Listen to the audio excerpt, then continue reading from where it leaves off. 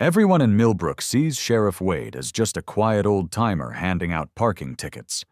Cartel enforcer Marcus Reyes sees a soft target. He brings an army to settle a 12-year vendetta. But what they don't know Wade was Delta Force the ghost from Juarez, who left 7 men dead without flinching. Stick around. The hunters just stepped into a trap built by the hunted. When the medallion hits the floor, justice hits harder. Curious about our global audience? Let us know where you're watching from and what time it is. Remember to subscribe for more content. Marcus Reyes gripped his gold medallion tighter, its familiar grooves pressing into his palm as he watched Sheriff Thomas Wade through his scope. 12 years of obsession had led to this moment. Through the crosshairs, Wade looked smaller somehow. Just another small-town lawman making his rounds, nodding to locals who had no idea of his deadly past. "Troy! Target is approaching Main Street," crackled Rodriguez's voice through the radio. Marcus allowed himself a cold smile. 3 black SUVs strategically positioned around Millbrook's sleepy downtown. 12 heavily armed men awaiting his signal. The morning sun glinted off the medallion as Marcus turned it over. The same medallion Wade's bullet had struck that night in Juarez, saving Marcus's life, but costing his cartel a fortune. "Remember, I want him alive." Marcus commanded, his voice carrying the weight of authority that came from leading the Sinaloa cartel's most elite enforcement team. "Wade needs to suffer before he dies." The radio chirped acknowledgments as Marcus descended from his perch atop the hardware store. His boots hit the rooftop gravel silently, skills honed through years of cartel operations. Below, Wade's patrol car cruised past oblivious morning shoppers. Something about seeing his nemesis playing protector made Marcus's blood boil. "Sir, we have civilians all over," Rodriguez warned through the earpiece. "Perfect," Marcus replied, checking his custom .45. "Let them see their beloved sheriff for what he really is, a killer who left 7 of our brothers dead in that warehouse." Marcus Reyes stepped into the morning light, the medallion catching the sun like a golden eye. Watching Wade park outside the diner, Marcus felt a flicker of something. Not doubt, never doubt, but perhaps a whisper of warning. Wade had been Delta Force after all. The last time they'd met, Marcus had learned the hard way just how dangerous the man could be.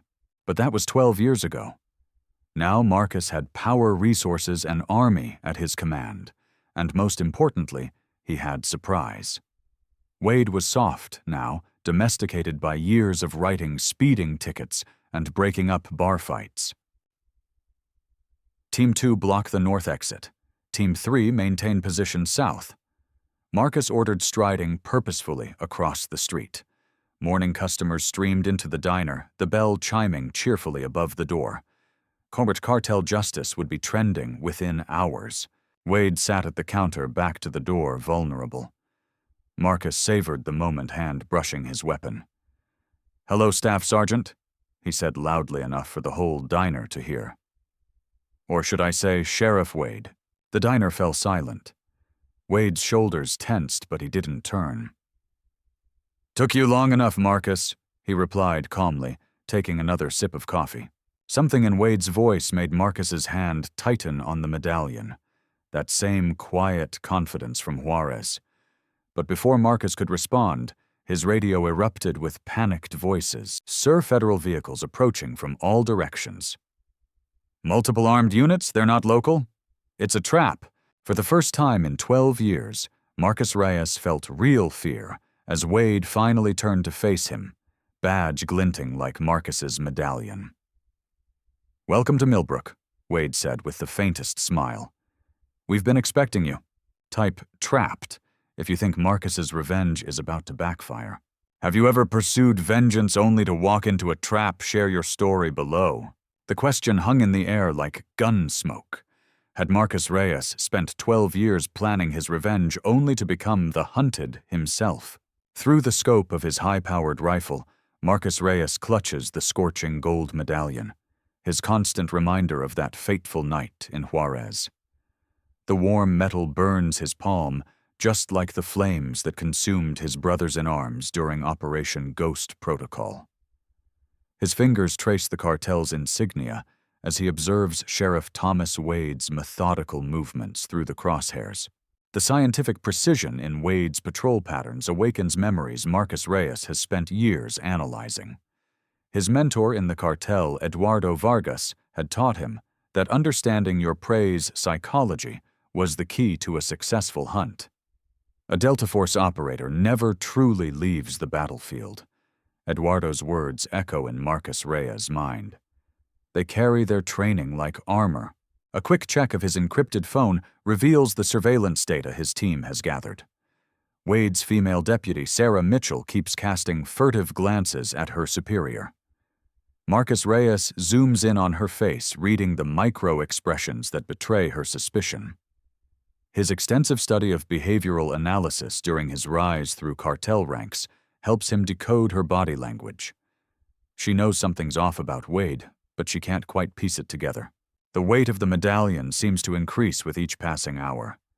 Marcus Reyes' hand drifts to his neck, where phantom pain still lingers from the explosion that should have killed him.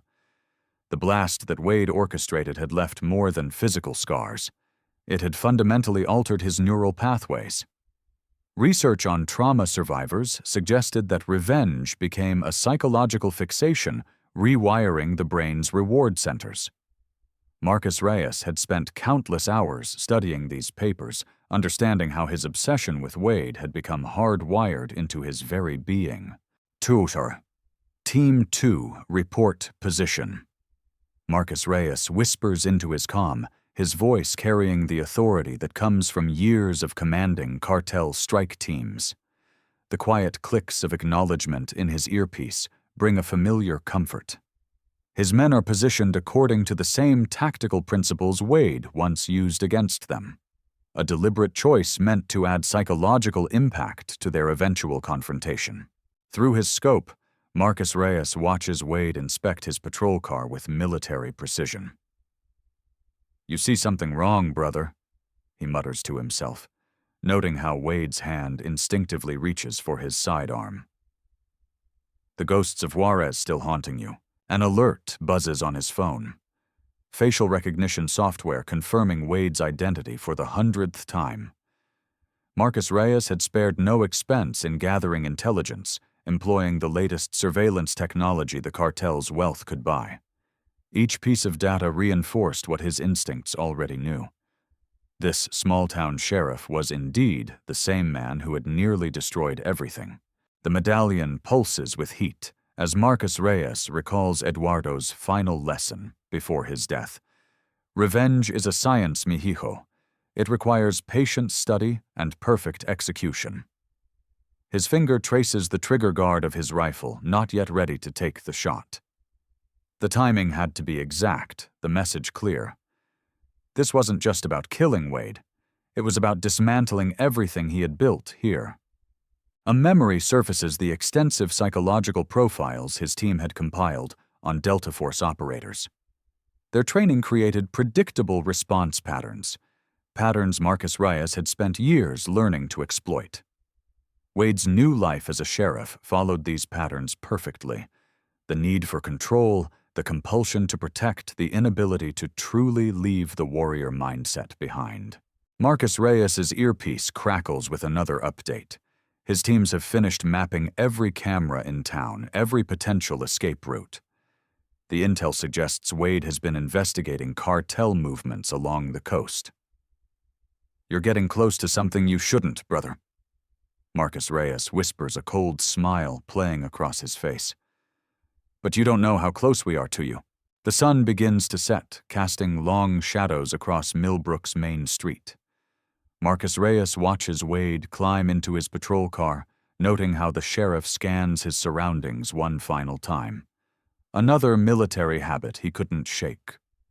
The weight of inevitable confrontation settles over Marcus Reyes like a familiar cloak.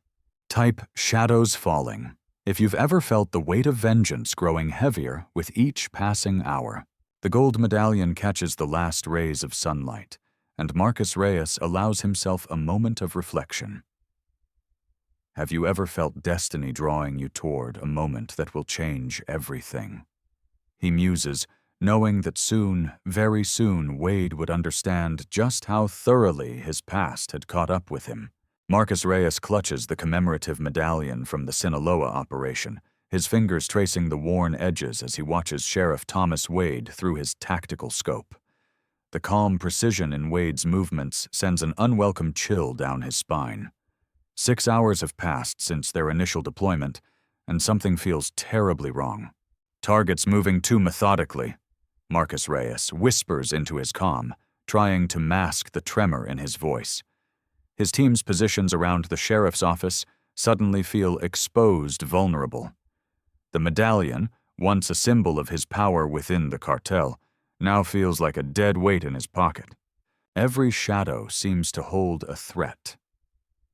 Marcus Reyes remembers Juarez, where Wade single-handedly decimated their best tactical unit. The memory makes his throat dry. The radio crackles with updates from his team, but their confident tone only heightens his unease. They don't know Wade like he does. "Sir, we've got movement on the east side," comes a whispered report. Marcus Reyes adjusts his scope, but the realization hits him like a physical blow. Wade isn't just moving, he's maneuvering. Each step the sheriff takes is deliberately drawing his team into a fatal funnel. The boots on gravel sound like a death knell now. Marcus Reyes feels sweat trickle down his neck as he watches his carefully planned trap transform into someone else's killing ground. "Fall back," he starts to say, but the words die in his throat as Wade's eyes suddenly lock onto his position with chilling accuracy. A phone buzzes in Marcus Reyes's pocket. Not his secure line, but his personal cell.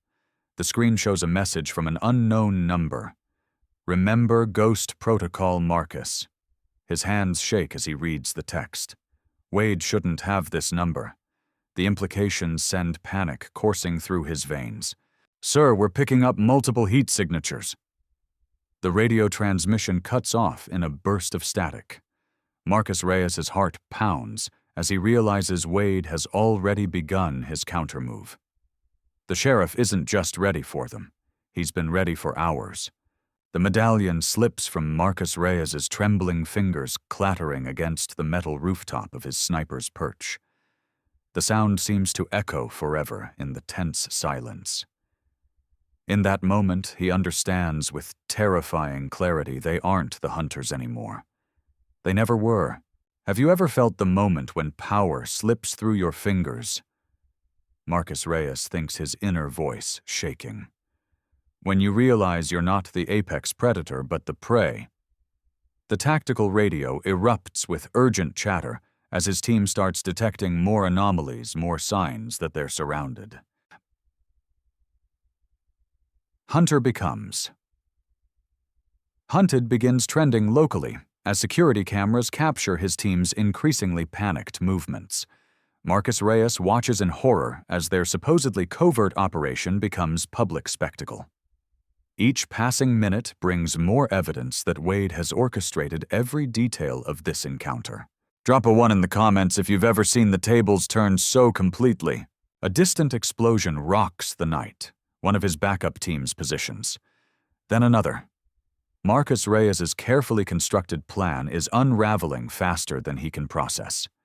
The sheriff's office now looks less like a target and more like the center of a web, one they've willingly walked into. Marcus Reyes reaches for the medallion again, a habit born of stress, but his fingers find only empty air. Like his control of the situation, it's slipped away, leaving him with nothing but the growing certainty that Wade hasn't just survived. He's been waiting for this moment all along. Marcus Reyes clutches his cartel medallion, its gold surface reflecting the muzzle flashes that illuminate the warehouse like lightning. His heart pounds against his tactical vest as chaos erupts around him. Through his earpiece, the screams of his men turn his blood to ice. These aren't the disciplined shouts of combat. They're the terrified cries of prey. "Team 2, report. Team 3, where are you?" Marcus Reyes barks into his radio, but only static answers. The medallion trembles in his grip as another burst of gunfire echoes closer now. A shadow moves through the stacks of crates, fluid, purposeful, deadly. Wade. The ghost from his past has become death incarnate. Marcus Reyes watches in horror as his carefully positioned men fall one by one. The former Delta Force operator moves like smoke between the shadows, each shot finding its mark with surgical precision. The cartel leader's hands shake as he counts the seconds, 15, 30, 45. With each passing moment, another radio channel goes silent. This isn't possible. Marcus Reyes whispers, his trademark arrogance shattered like glass. The medallion, his symbol of power within the cartel, feels heavy with accusation. 12 years of planning, of building his empire, of hunting Wade across continents, all unraveling in mere moments. 60 seconds. Team 4's channel erupts in a burst of gunfire and screams before falling silent. Marcus Reyes backs away from his command position, his boots scraping against concrete. The sound seems deafening in the sudden quiet. "You still wear it like a badge of honor?" "Marcus Omoshra?" Wade's voice emerges from the darkness, calm and cold as a winter grave. Marcus Reyes spins, firing blindly into the shadows. His shots echo uselessly through the warehouse. 75 seconds. Marcus Reyes runs the medallion, bouncing against his chest with each desperate stride. The power he'd wielded so confidently now tastes like ash in his mouth. The bodies of his men lie scattered behind him, a testament to his hubris. "Did you think I wouldn't come for you?" Wade's voice seems to come from everywhere and nowhere. "Did you think Operation Ghost Protocol would stay buried forever?" 90 seconds. Marcus Reyes reaches for the warehouse door, but his fingers never touch the handle. A single shot rings out, and the medallion explodes from his chest, spinning through the air like a fallen star. The ping of gold hitting concrete echoes through the warehouse. 97 seconds. Marcus Reyes stands frozen, staring at his symbol of power lying broken on the floor. Wade emerges from the shadows, his rifle trained steadily on the cartel leader's heart. "It was never about revenge, Marcus," Wade says softly. "It was about justice. For everyone you've hurt, everyone you've killed, drop your weapon. It's over." Marcus Reyes looks from his fallen medallion to the ghost who has haunted his nightmares for 12 years. In the end, all his power, all his planning meant nothing against the righteous fury of a man fighting for justice. Drop a 2 if you felt the tension. Share this video to see how Marcus Reyes finally faces justice in the shocking conclusion. The warehouse falls silent except for the soft ping of the medallion as it rolls to a stop at Wade's feet, marking the end of an empire built on blood and lies. Marcus Reyes slowly raises his hand's defeat, written in every line of his body. His kingdom has fallen in less than 2 minutes, and all that remains is the cold certainty of justice long delayed. Marcus Reyes stands motionless in Sheriff Wade's office, the emptiness in his pocket where the gold Sinaloa medallion used to rest, feeling like a void in his soul. The fluorescent lights cast harsh shadows across his face, each line and wrinkle telling the story of a man who chose the wrong path 12 years ago during Operation Ghost Protocol. "You weren't running," Marcus Reyes whispers, his voice cracking with the weight of realization. The cold steel of handcuffs bites into his wrists, a fitting end to a career built on violence and vengeance. Through the window, he can see the gathering crowd of Millbrook residents, their phones recording this moment of justice. Reyes Falls is already trending on 3 platforms. The rhythmic tick of the wall clock sounds like a hammer striking nails in his coffin. Each second marks another truth Marcus Reyes can no longer deny. The deputy's rifle remains unwavering, her stance revealing what he should have recognized sooner: the careful positioning, the practiced breathing. Wade hadn't just been hiding in a small town. He'd been building an army. 12 years. Marcus Reyes says more to himself than anyone else. 12 years hunting you, and you were building something I destroyed long ago, a family." His eyes drift to the photos on Wade's desk: community barbecues, local football games, faces of people who trusted their sheriff. The stark contrast to his own legacy of fear and intimidation burns like acid in his throat. The lost medallion, his symbol of cartel power, now sits in an evidence bag on Wade's desk. Marcus Reyes watches as his former brother-in-arms seals it away, not with triumph, but with a solemn reverence that speaks of lessons learned and paths diverged. "Some ghosts," Marcus Reyes says, his voice barely above a whisper, "aren't meant to be chased. They're meant to teach us why we ran from them in the first place." The words taste like surrender, but for the first time in 12 years, they also taste like truth. Type 3. If you believe every shadow has its dawn. Outside news vans are arriving. Marcus Reyes can already imagine the headlines: "Cartel leaders' reign ends in small-town showdown." But it's not the public shame that breaks him. It's the memory of what he could have been reflected in what Wade became. The final pieces click into place as federal agents enter the office. His medallion will join others in evidence lockers across the country, testaments to power that crumbled under the weight of justice. Marcus Reyes realizes now that Operation Ghost Protocol never ended. It just chose its true heroes differently. "Wade," Marcus Reyes calls out as they lead him away, "you didn't hide from the ghosts. You became the light that cast them out." The sheriff's only response is a nod, but in it Marcus Reyes sees 12 years of clarity he'd been too blind to grasp. His empire built on fear and vengeance couldn't stand against something as simple and powerful as a community's trust in their protector. As the federal vehicle's door closes, Marcus Reyes catches his reflection in the window. The man who entered Millbrook hunting ghosts has become one himself, a cautionary tale for those who mistake power for purpose. Turn. Share this story if you believe redemption starts with recognition. Drop a 5 if you're ready for more stories of justice prevailing. The medallion, his last link to a life of violence, will soon be nothing more than a museum piece, a reminder that some operations never truly end. They just change players, and sometimes the players change themselves.